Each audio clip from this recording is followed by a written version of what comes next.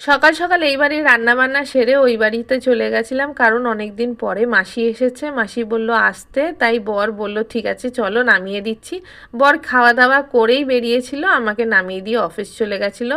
তো আমি যেহেতু সকালে গেছিলাম তাই রান্নাবান্না আমিই করেছিলাম, ভাত করেছি আর ওখানে করেছি কলমি শাক ভাজা।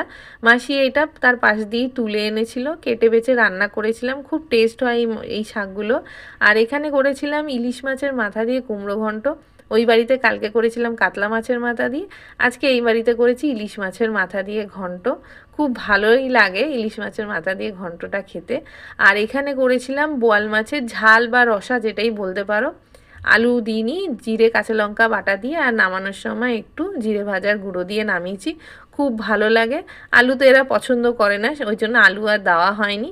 এরকমভাবেই রান্না হয়েছিল, আজকে মাছের ওপর দিয়ে রান্না হয়েছে, অন্য সেরকম তরকারি আর হয়নি।